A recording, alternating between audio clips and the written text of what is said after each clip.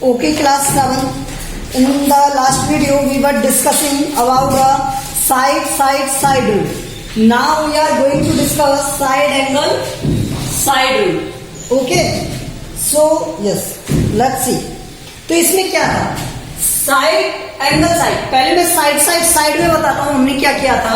हमने किया था ये कि एक ट्राइंगल दिया हुआ है और एक और ट्राइंगल दिया हुआ है, और मैंने कहा ये दोनों क्या है, कॉन्ग्रुएंट है. कॉन्ग्रुएंसी हम डिस्कस कर रहे थे, तो ये कॉन्ग्रुएंट है.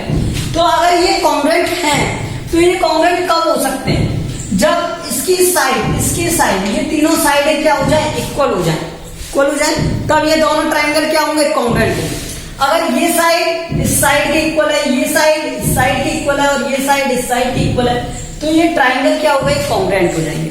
ठीक है. और फिर इनके नेम भी उसी बेसिस पे दिए जाते हैं. जैसे अगर मान लो ये ए बी और सी है, और ये पी क्यू आर है, और आपसे कह दिया जाए ये वाली साइड इस वाली साइड के इक्वल है, और ये वाली साइड इस वाली साइड के इक्वल है, और ये वाली साइड इस वाली साइड के इक्वल है.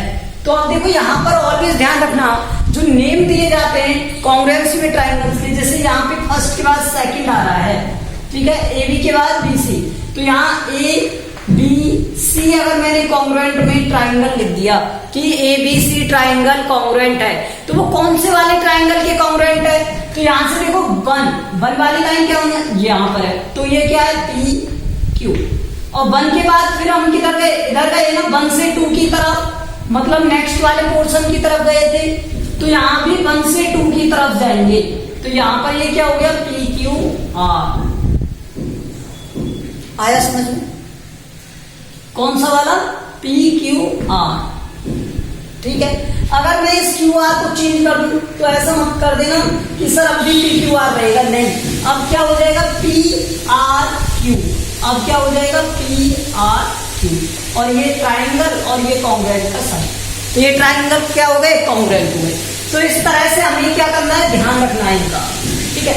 अब मैं आपको बताता हूं क्या, साइड एंगल साइड मतलब दो साइडें इक्वल होंगी और एक एंगल इक्वल होगा. तो वो जो दो साइडें इक्वल हैं, उन दोनों साइडों के मिडिल वाला एंगल क्या होना चाहिए, इक्वल होना चाहिए. और कोई एंगल इक्वल हो या ना हो हमें मतलब नहीं है. देखो अगर मान लो ये दो साइड है ट्राइंगल में,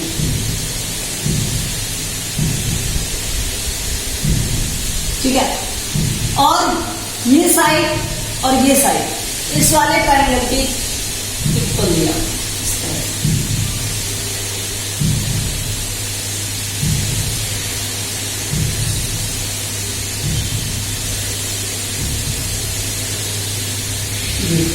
ठीक है.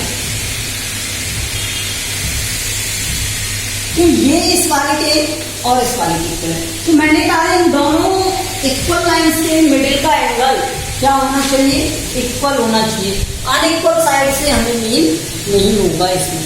अब इसका नेम क्या होगा, मान लो ए, इसका बी, इसका सी, इसका एक्स, इसका वाई और इसका जेड. तो यहां हमें गिवन क्या है, two triangle A B C and triangle क्या गिवन है हमें, एक्स वाई जेड. और क्या गिवन है हमें इसमें, ए बी गिवन है एक्स वाई की, और हमें क्या गिवन है, बी सी गिवन है वाई जेड की, और हमें क्या गिवन है, A B C angle A B C ये इक्वल गिवन है किसके, एंगल एक्स वाई जेड. ठीक है. तो ये सीक्वेंस ध्यान रखना, साइड एंगल साइड. जब दो इक्वल चीजें दे रखी है, जैसे दो साइडें इक्वल है, तो वो दोनों कॉर्नर्स पर आएंगे. ठीक है.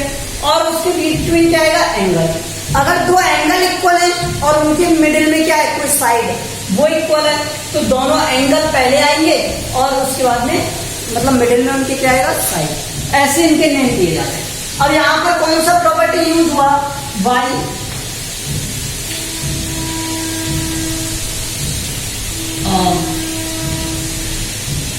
Side angle side. ठीक है. शॉर्ट में लिख दिया है साइड एंगल साइड। इस रूल से तो ट्राइंगल ABC कॉन्ग्रुएंट होगा, ट्राइंगल XYZ की। ठीक है, अब सुन, जब ये दोनों कॉन्ग्रुएंट हैं मतलब एक समान है, इनकी हर एक साइड इक्वल, हमने कह दी कि हर एक साइड इक्वल है, हर एक एंगल इक्वल है। हमने बताया था कि कॉन्ग्रुएंट का मतलब क्या है, सेम शेप सेम साइज। तो अगर ये जितने का है उतने का ये है तो इसकी ये तो ऑलरेडी दे रखे हैं, अब रिमेनिंग जो पार्ट रह गए वो भी क्या होंगे, इक्वल होंगे। तो इसे कहते हैं by CP CP congruent part of corresponding parts of congruent triangle, corresponding parts of congruent triangle, corresponding parts of congruent triangle। तो ये यहाँ पर by corresponding parts of by CP of corresponding parts of congruent triangle, तो remaining part क्या हो जाएंगे, equal. तो AC equal हो जाएगा किसके, XZ के। ठीक है, और ये C वाला एंगल इक्वल हो जाएगा Z वाले के। तो ACB इक्वल हो जाएगा किसके, XZY के। और क्या इक्वल हो जाएगा, BAC या CAB वाला एंगल। अब आप जो भी नेम दोगे एक तरफ से दोगे, BAC इधर से दिया है ना, तो इसमें भी इधर से दो, बाई XZ। ठीक है, तो ये भी इक्वल होंगे।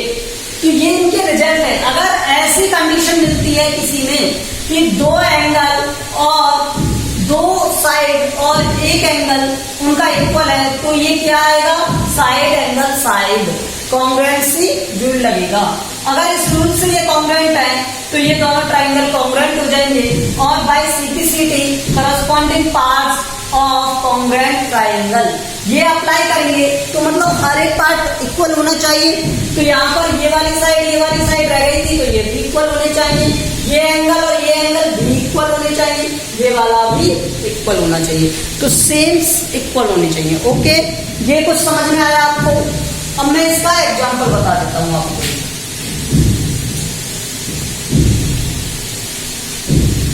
एग्जाम्पल देखो इसका,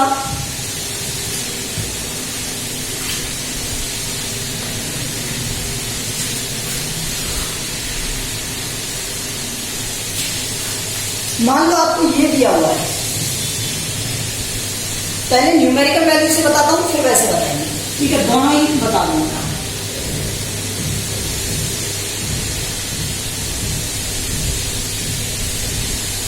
ये 4, ये 5 और ये 60 डिग्री। ठीक है, इसी तरह से एक और ट्राइंगल दिया हुआ है,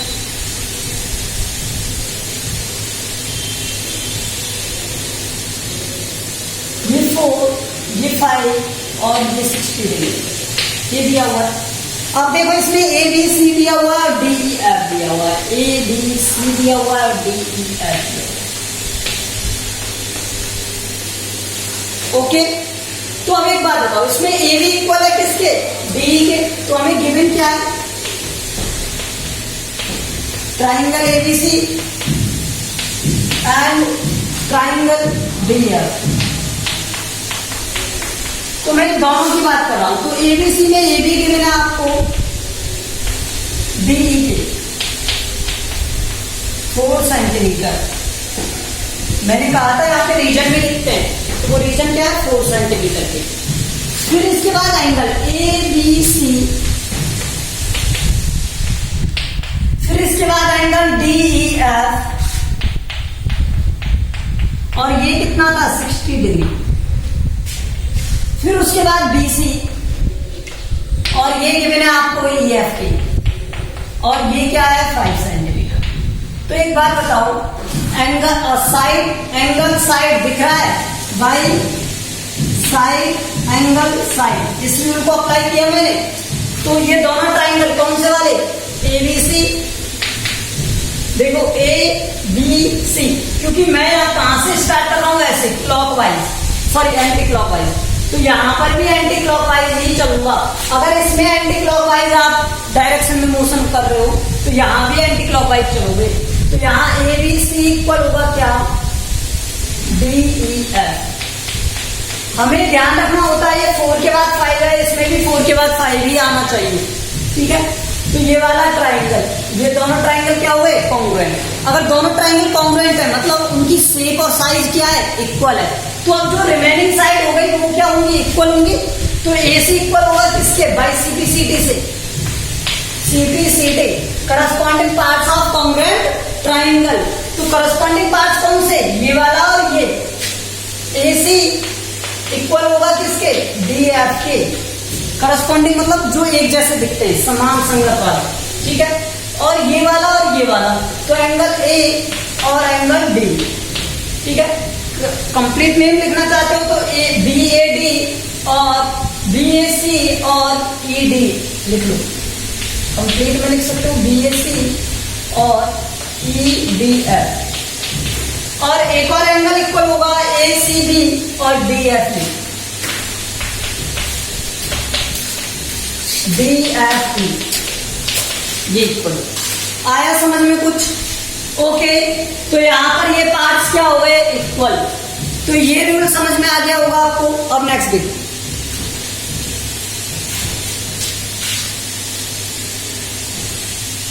मैं इसका एक प्रूफ बताता हूं, एक एग्जांपल बताता हूं जो यहां पर बहुत अच्छे से दिया हुआ है इसी से रिगार्डिंग, ठीक है, जिससे आपको ये रूल समझ में आ जाए इस तरह से।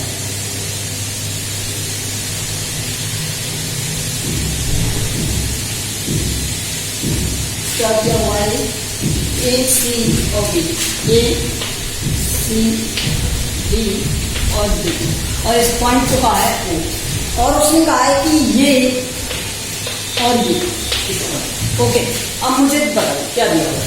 देखो मैं इस वाले ट्राइंगल की बात करता हूं, इस वाले की, तो ट्राइंगल AOD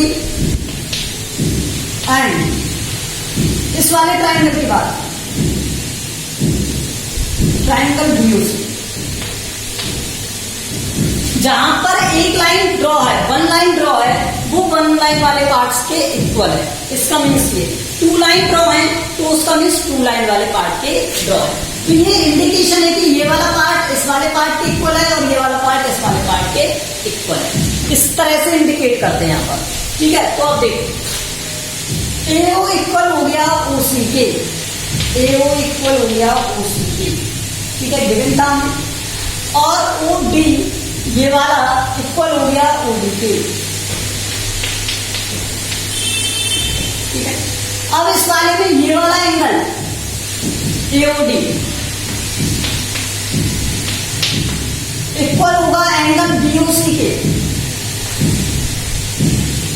क्यों होगा मुझे रीजन बताओ, क्योंकि ये दोनों एंगल इस तरह से बन रहे हैं, देखो A B C D और O, तो ये वाला एंगल बन रहा है। और इस तरह से जब एंगल कट करते हैं एक लाइन पर तो वो कौन से एंगल होते हैं, वर्टिकली अपोजिट एंगल। कौन से होते हैं, वर्टिकली अपोजिट।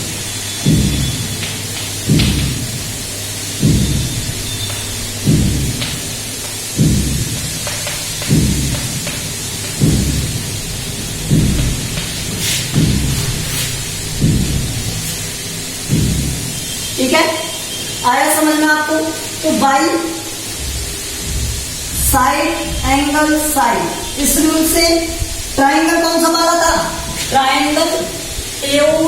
अब देखो यहां ध्यान रखना, अगर मैं इस ट्राइंगल का नाम A से स्टार्ट करता हूं, AOB, तो यहां सेकंड वाले पॉइंट से स्टार्ट किया, जो सेकंड लाइन है वो, तो मैंने पहले क्या लिखा AO, तो ये सेकंड वाली लाइन इसमें कहां बन रही है, ये वाली बन रही है, तो ये यहां से स्टार्ट करना पड़ेगा C से, C, ये ध्यान रखना CO। उसके बाद में इधर आ गया इस साइड से इस एंगल को क्रॉस करता हुआ, तो इसमें गया इधर, तो यहां पर आया D पॉइंट और यहां पर आया B पॉइंट। यही बस हमें ध्यान रखना है। फिर से सुन लो हमें क्या ध्यान रखना है। अगर मैंने नेम स्टार्ट किया है 2 वाली लाइन से, तो इसमें भी नेम स्टार्ट करेंगे 2 वाली लाइन से। अब यहां से मैं इधर शिफ्ट हो रहा हूं, तो इसमें भी 2 से 1 की तरफ, तो इसमें भी 2 से 1 की तरफ आऊंगा, 2 से 1 की तरफ आऊंगा, मतलब ये वाली लाइन इस वाली लाइन की तरफ। तो ये क्या हो जाएगा, COB, AOB और COB, ठीक है। आप रिवर्स नहीं करोगे कि आप इधर से काउंट करना स्टार्ट करोगे, ठीक है, ऐसा नहीं करना है। जो पार्ट इक्वल है उन्हीं की तरफ हमें क्या करना है, मूव करना है। ठीक है, तो एओडी और सीओबी कॉन्ग्रुएंट हो गए। अगर कॉन्ग्रुएंट हो गए तो भाई सीपीसीटी अप्लाई कर दें। अगर सीपीसीटी अप्लाई करेंगे तो इनके रिमेनिंग पार्ट इक्वल होंगे, तो ये वाली साइड इक्वल हो गई। एडी इक्वल हो जाएगा किसके, बीसी के। किसके इक्वल हो जाएगा, बीसी के। और क्या इक्वल हो जाएगा, एंगल डी इक्वल हो जाएगा एंगल सी के। एंगल डी इक्वल हो जाएगा एंगल सी के। एंगल डी इक्वल हो जाएगा एंगल सी के। और एंगल ए इक्वल हो जाएगा एंगल डी के। एंगल ए इक्वल हो जाएगा एंगल डी के। आया समझ में कि ये क्या है? I hope you understand this rule.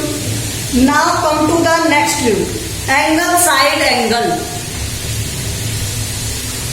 Angle side angle rule.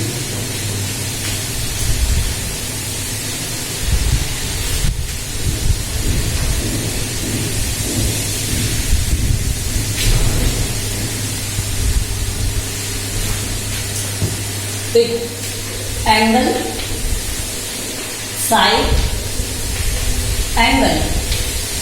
Okay, angle side angle में क्या देखना है, अब ये नेम से पता चल रहा है कि इसमें दो एंगल इक्वल होंगे और एक साइड इक्वल होंगी। अब मान लो आपको ये डायग्राम दिया हुआ है,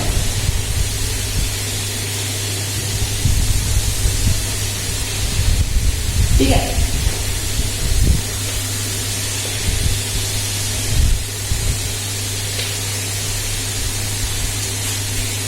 और आपको कहा हुआ है ये,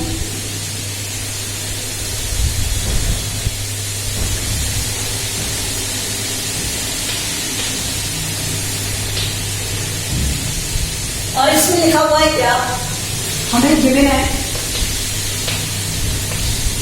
triangle PQR and triangle XYZ, ये दिया हुआ है, ठीक है।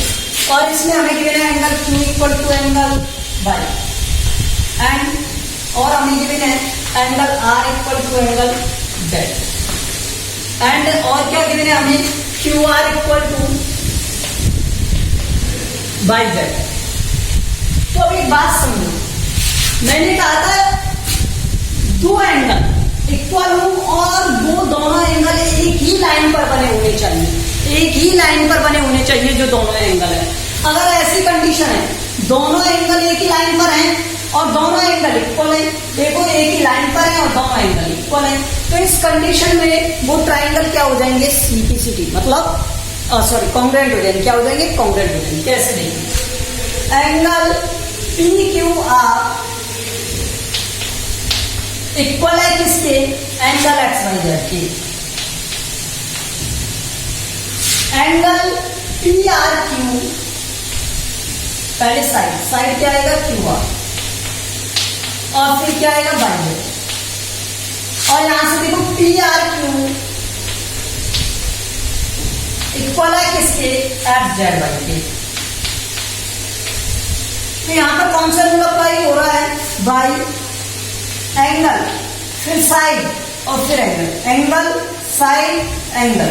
तो एंगल साइड एंगल रूल से, तो ये जो ट्राइंगल है, कौन सा वाला ट्राइंगल, ट्राइंगल PQR। अच्छा, और कोई भी नेम दे सकते हैं, देखो कैसे, QRP, इसी तरह YZX, चलो ये नेम दे देते हैं, QRP इक्वल होगा किसके, YZX के। तो ये कॉन्ग्रुएंट हो गए ट्राइंगल। अगर ये ट्राइंगल कॉन्ग्रुएंट है तो बाय सीपीसीटी से रिमेनिंग पार्ट भी क्या होंगे, इनके कॉन्ग्रुएंट होंगे, मतलब इक्वल होंगे। तो यहां पर देखो ये वाला साइड इस वाले के इक्वल है, उस इक्वल एंगल के अपोजिट, तो क्यू के अपोजिट PR वाली लाइन है, ध्यान रखना, क्यू के अपोजिट PR वाली लाइन है, तो इसके अपोजिट कौन सी वाली लाइन है, XZ, ठीक है। R के अपोजिट कौन सी वाली लाइन है, ये, तो Z के अपोजिट कौन सी वाली लाइन है, ये, तो R के अपोजिट PQ, तो Z के अपोजिट कौन सी वाली है, XY, ठीक है, और एंगल P और एंगल X इक्वल है। तो भाई CPCT से जो रिजल्ट गेन होते हैं वो ये होते हैं। ठीक है, तो ये क्या है, एंगल साइड एंगल, क्या है, angle side angle.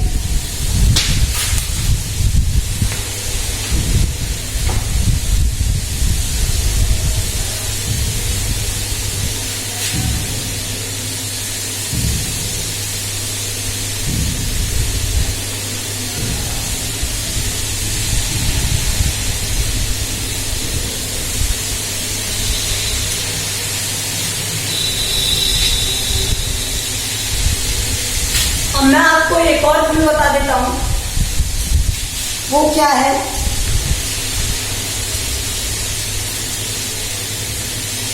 Okay next view we will study in the next video. Thank you.